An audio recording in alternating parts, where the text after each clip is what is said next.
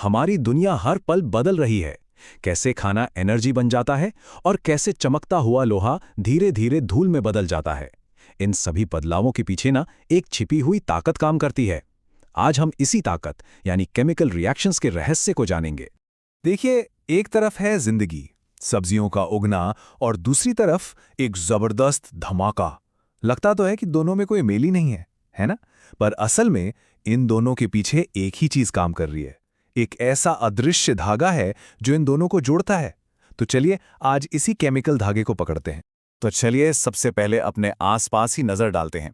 रोजमर्रा की जो साधारण सी चीजें दिखती हैं ना, वो असल में असाधारण केमिकल बदलावों से भरी पड़ी हैं।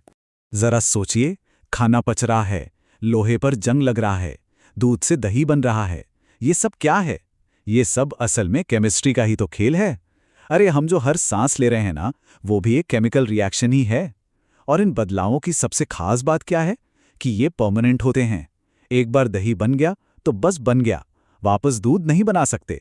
और यही है केमिकल रिएक्शन की असली पहचान। तो सवाल उठता है कि साइंटिस्ट इन कमाल के बदलावों को लिखते कैसे हैं? भाई, इसके लिए वो एक स्पेशल भाषा, एक कोड लैंग्वेज का इस्तेमाल करते हैं। चलिए आज केमिकल इक्वेशंस की इसी सीक्रेट लैंग्वेज को डीकोड करने की कोशिश करते हैं। एक केमिकल इक्वेशन को ना किसी बढ़िया सी डिश की रेसिपी की तरह समझिए। ये हमें बताती है कि कौन कौन सी चीजें, मतलब रिएक्टेंट्स, मिलाने हैं और उनसे आखिर में क्या बनेगा, यानी प्रोडक्ट्स। ये समझिए केमिस्ट्री की अपनी शॉर्ट हैंड लैंग्वेज है। ये देखिए, बहुत ही सिंपल है। जो एरो है ना, उसके लेफ्ट साइड में वो चीजें हैं जो रिएक्शन को शुरू करती हैं। इन्हें हम कहते हैं अभिकारक या रिएक्टेंट्स। और एरो के राइट साइड में वो नई चीजें हैं जो बनकर तैयार हुई, जिन्हें हम कहते हैं उत्पाद या प्रोडक्ट्स। और यहीं पर आता है केमिस्ट्री का एक golden rule, law of conservation of mass. इसका सीधा सा मतलब है कि आप किसी भी एटम को ना तो बना सकते हैं, ना ही मिटा सकते हैं। एक तराजू की तरह दोनों तरफ एटम्स की संख्या एकदम बराबर होनी चाहिए। बस इसीलिए इक्वेशंस को हमेशा बैलेंस किया जाता है।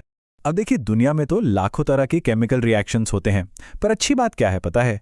कि हम इनमें से ज्यादातर को सिर्फ 5 बड़ी फैमिलीज में बांट सकते हैं। तो चलिए एक एक करके इन फैमिलीज से मिलते हैं। तो पहली 2 फैमिलीज जो हैं, वो एक दूसरे के एकदम ऑपोजिट हैं।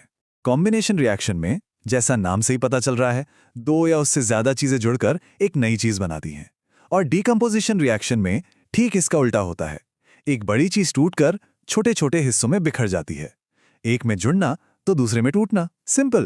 और ये देखिए डीकंपोजिशन का एक जबरदस्त एग्जाम्पल। जब हरे रंग के फेरस सल्फेट को गर्म किया जाता है ना, तो वो टूट जाता है और ये कमाल का वॉल्केनो जैसा इफेक्ट बनाता है।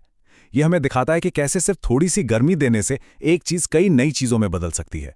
कमाल है ना? अब अगली 2 फैमिलीज जो हैं, वो जगह बदलने का खेल खेलती हैं। डिस्प्लेसमेंट रिएक्शन में क्या होता है? एक ज्यादा ताकतवर एलिमेंट आता है और कमजोर वाले को उसकी जगह से धक्का देकर हटा देता है। और डबल डिस्प्लेसमेंट में तो पूरी अदला बदली हो जाती है, मानो जैसे 2 कपल्स अपने पार्टनर्स एक्सचेंज कर लेते हैं। और ये देखिए डिस्प्लेसमेंट का जादू अपनी आंखों से। लोहा जो है वो कॉपर से ज्यादा रिएक्टिव है। तो जैसे ही लोहे की कील को इस नीले कॉपर सल्फेट सॉल्यूशन में डाला जाता है, लोहा कॉपर को उसकी जगह से हटा देता है। और सबूत चाहिए? देखिए, सॉल्यूशन का नीला रंग धीरे धीरे गायब हो रहा है। याद रखिए, रंग का बदलना केमिकल रिएक्शन का एक बहुत बड़ा साइन होता है। और अब आते हैं हमारी आखिरी और शायद सबसे जरूरी फैमिली पर, रेडॉक्स रिएक्शन। हाँ, नाम थोड़ा मुश्किल लग सकता है, पर इसका कॉन्सेप्ट बहुत मजेदार है। इसमें ना हमेशा 2 काम एक साथ होते हैं। एक चीज ऑक्सीजन हासिल करती है, इसे कहते हैं ऑक्सीडेशन, और ठीक उसी पल दूसरी चीज ऑक्सीजन खो देती है, जिसे कहते हैं रिडक्शन। ये दोनों हमेशा एक टीम की तरह ही काम करते हैं, कभी अकेले नहीं। इस एग्जाम्पल में देखिए, कॉपर ऑक्साइड यानी CuO से ऑक्सीजन निकल रहा है, तो इसका हो गया रिडक्शन और ये बन गया सिर्फ कॉपर।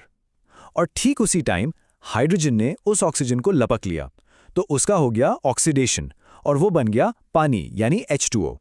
देखा आपने कैसे दोनों काम एक ही साथ एक ही टाइम पर हुए? तो अब जब हम बेसिक बातें समझ चुके हैं, तो चलिए जरा ऑक्सीडेशन पर थोड़ा और फोकस करते हैं। क्यों? क्योंकि इसके असर हम हर दिन अपने आसपास देखते हैं, कुछ अच्छे, कुछ बुरे और कुछ जंग लगे हुए। कभी सोचा है कि एक पुरानी जंग लगी हुई कार और एक कटा हुआ सेब जो भूरा पड़ गया है, इन दोनों में कॉमन क्या है? जवाब है ऑक्सीडेशन। दोनों ही मामलों में ये चीजें हवा में मौजूद ऑक्सीजन के साथ रिएक्ट कर रही हैं और नतीजा हम सबके सामने है।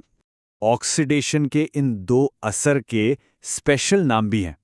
जब लोहा या कोई और मेटल इस तरह खराब होता है ना, तो उसे कहते हैं कोरोजन या संक्षारण। और जब चिप्स या बिस्कुट में जो तेल होता है ना, वो खराब हो जाता है और उसमें से एक अजीब सी स्मेल आने लगती है, उसे कहते हैं रैंसिडिटी या विकृत गंधिता। तो सवाल ये है कि इसे रोकें कैसे? इसका जवाब भी केमिस्ट्री के पास ही है। खाने में एंटीऑक्सीडेंट्स मिलाए जा सकते हैं, या फिर जैसे चिप्स के पैकेट में होता है, ऑक्सीजन निकालकर नाइट्रोजन गैस भर दी जाती है। और हाँ, घर पर हम खाने को एयर टाइट डिब्बों में या फ्रिज में रखकर भी ऑक्सीडेशन की स्पीड को काफी हद तक कम कर सकते हैं। तो आखिर में हम कहाँ पहुंचे?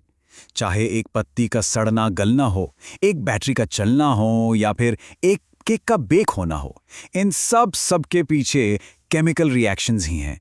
ये वो इनविजिबल इंजन है जो हमारी दुनिया को लगातार चला रहा है, भले ही हम उसे अपनी आंखों से देख ना पाएं। तो चलिए इस सफर को एक गहरे सवाल के साथ खत्म करते हैं।